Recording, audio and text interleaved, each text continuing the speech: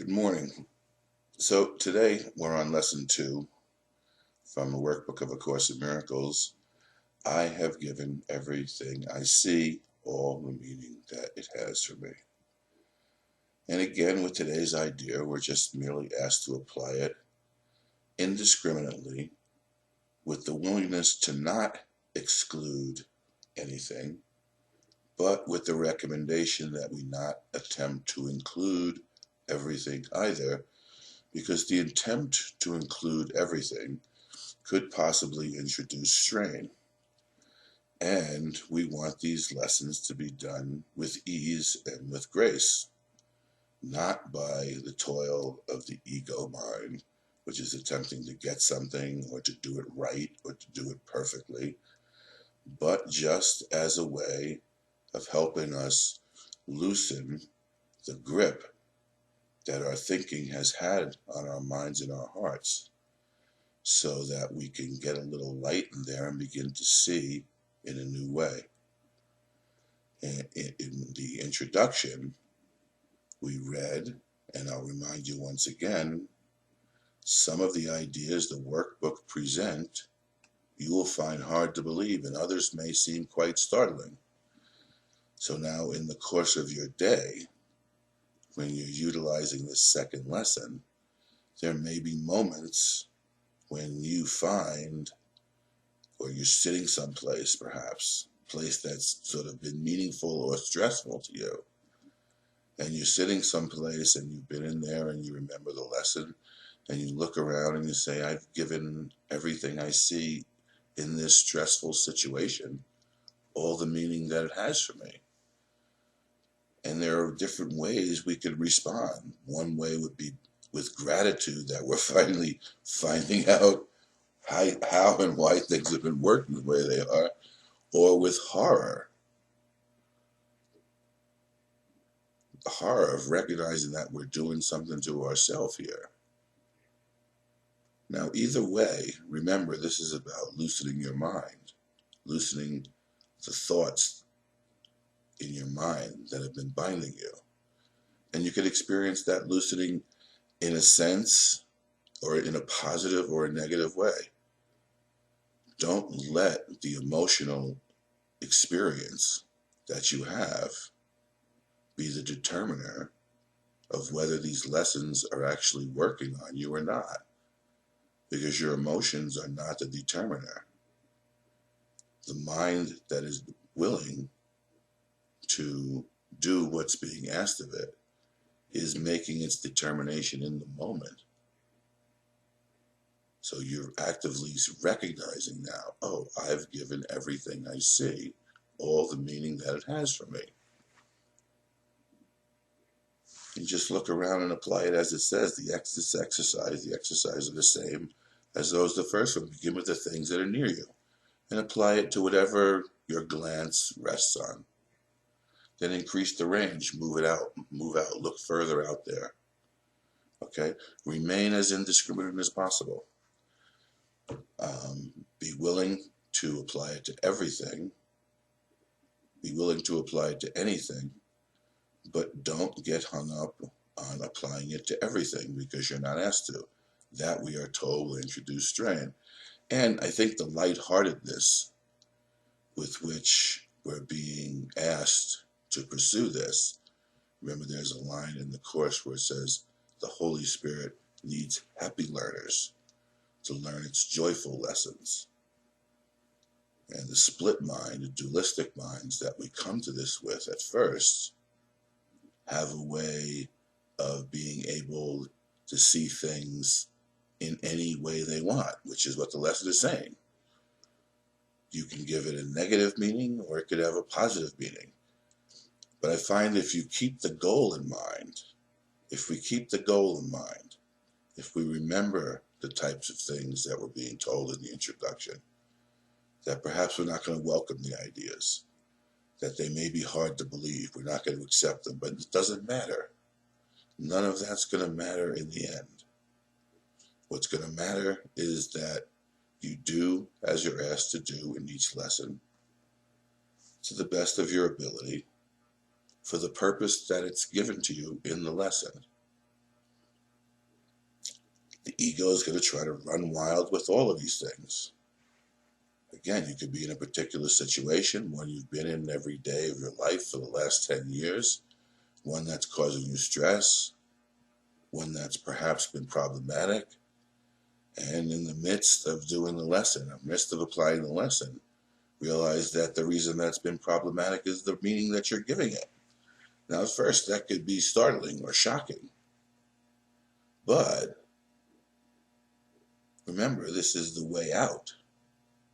This is the way of undoing. This is just the beginning of undoing, of freeing your mind from the facts, from the meanings that we have given things. There's an interesting line. Take the subjects simply as you see them. Now here, try to apply the exercise with equal ease to a body or a button, a fly or a floor, an arm or an apple. There's a playfulness there. There's an ease there. There's the attempt to do something that's quite serious and profound, but to not make it into a job, not make it into something that introduces stress and strain, but helps to alleviate the stress and the strain of the situations you found yourself in, perhaps for thousands and thousands of years, over and over again. And now we're beginning to understand exactly why we get into these situations. I mean, when you look at this, when you look at the lesson, we can begin to understand why we've been afraid of our own thinking. I mean, look at some of the things, look at the meaning we've given to some of the things that we face in the course of a simple day.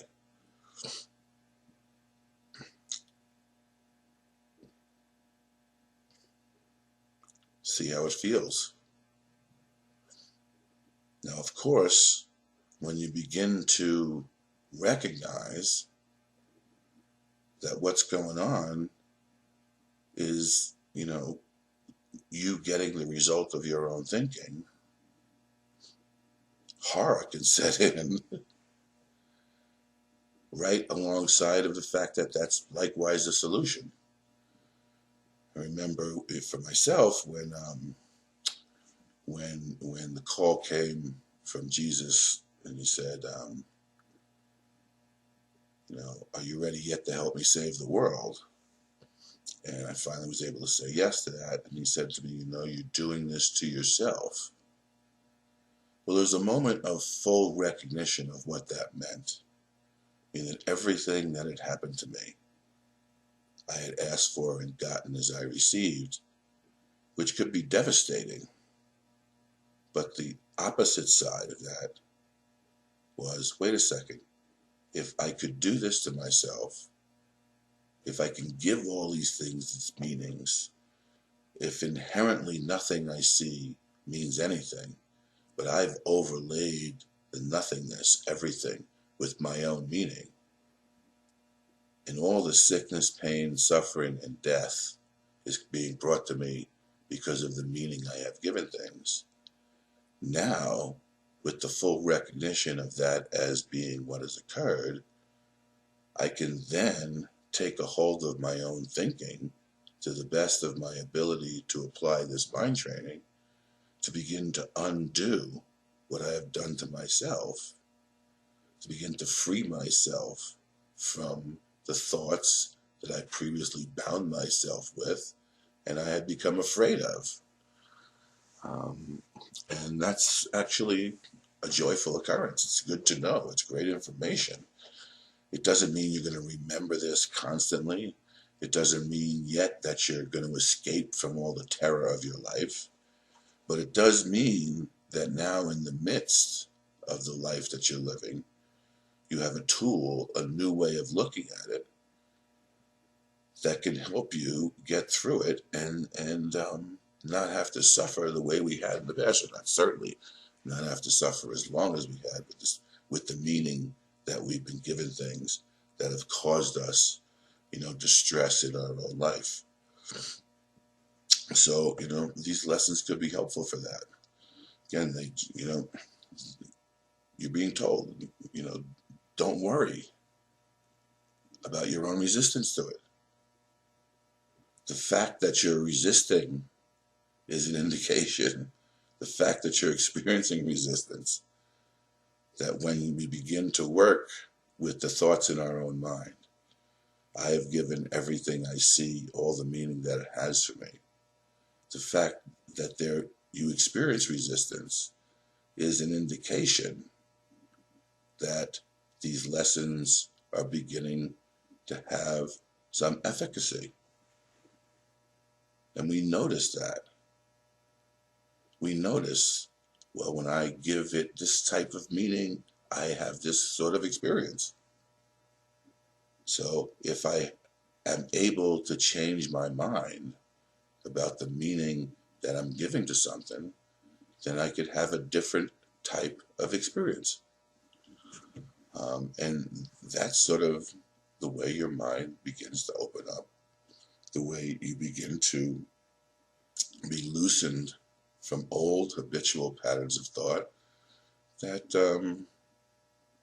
who knows how long they've been there, since the beginning of time, most likely. And remember, this takes a moment.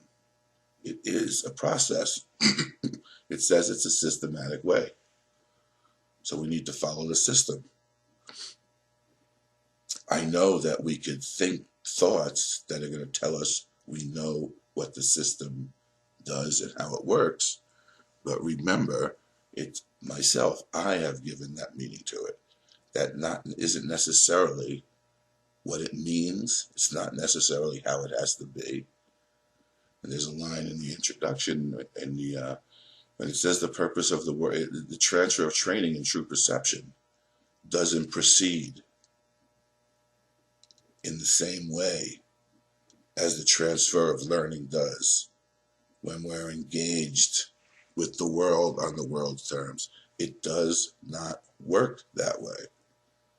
Yet, your mind is still working that way and is going to question what it is you're doing with these lessons with that same old mind. Remember, that has been the problem in the first part of the workbook, the undoing. That is the thinking that is being addressed. So the evaluative, the critical thinking, the ideas of, well, this is the way I've learned in the past, and it doesn't seem to be working that way. That's because in the world, the transfer of learning does not proceed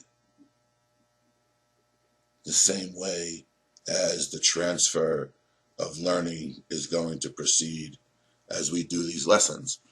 And there's an obviously reason. What we've been learning in the world has covered up the truth of who we are. So as we unlearn the way we've learned in the world, and we unlearn what we've learned in the world that we thought we needed in order to survive or even in order to be saved. As we unlearn those things and see the simplicity of the ways of salvation, our experience of ourselves and of everything around us begins to take on a different glow. But again, not in the manner with which we've been experiencing learning in the past.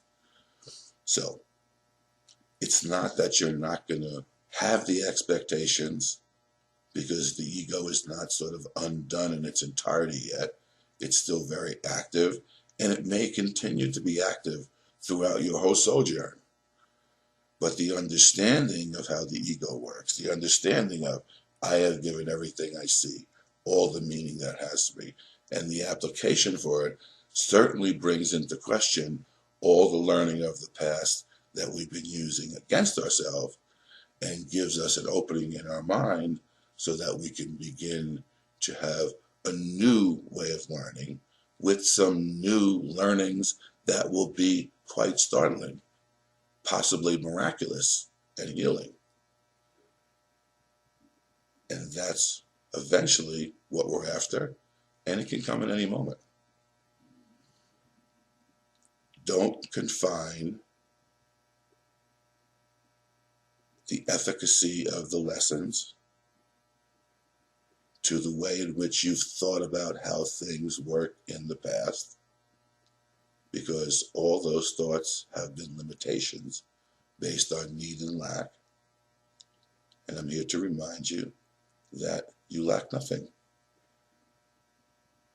You've been given everything. We've forgotten it for a moment.